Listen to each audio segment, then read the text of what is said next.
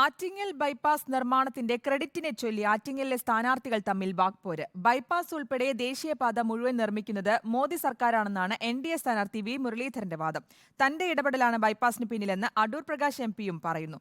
സ്ഥലമേറ്റെടുപ്പ് പൂർത്തിയാക്കിയത് സംസ്ഥാന സർക്കാരാണെന്ന വാദം ഉയർത്തിയാണ് തർക്കത്തിൽ LDFന്റെ പ്രതിരോധം. 3 പാലങ്ങളും 3 ഓവർബ്രിഡ്ജുകളും 12 കിലോമീറ്റർ നീളമുള്ള ആറ്റിങ്ങൽ ബൈപ്പാസിലുണ്ട്. മറ്റൊരു തെരഞ്ഞെടുപ്പിനെ നേരിടാനൊരുങ്ങുമ്പോൾ ബൈപ്പാസിന്റെ 50% പണികളും പൂർത്തീകരിച്ചു എന്ന ചാരിതാർത്ഥ്യത്തോടെയാണ് ജനങ്ങൾക്ക് മുന്നിൽ MP നിൽക്കുന്നത്. അടൂർ പ്രകാശ് MPയുടെ പ്രോഗ്രസ് റിപ്പോർട്ടിലെ വാചകങ്ങളാണ്.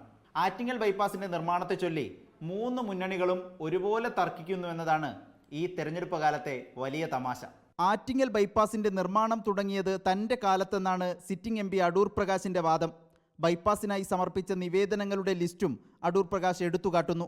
ഇപ്പോൾ കേന്ദ്ര സർക്കാർ കൊടുക്കുന്ന ഫണ്ട് വിനിയോഗിച്ചുകൊണ്ട് ഇവിടെ ഒരു കാര്യം ചെയ്യുക എന്ന് പറയുമ്പോൾ അതിൻ്റെ അവകാശവാദികളായി മറ്റു പല ആളുകളും വരുന്നു. ബൈപ്പാസുമായിട്ടൊക്കെ ബന്ധപ്പെട്ട് ഞാൻ എൻ്റെ കർമ്മം ചെയ്തു.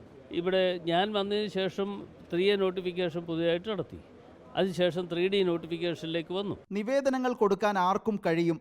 എന്നാൽ ബൈപ്പാസ് നിർമ്മിക്കുന്നത് മോദി സർക്കാരാണെന്ന് NDA സ്ഥാനാർത്ഥി വി മുരളീധരന്റെ പരിഹാസം. ദേശീയപാത നിർമ്മാണം നരേന്ദ്രമോദി സർക്കാർ നടപ്പിലാക്കിയതാണ്.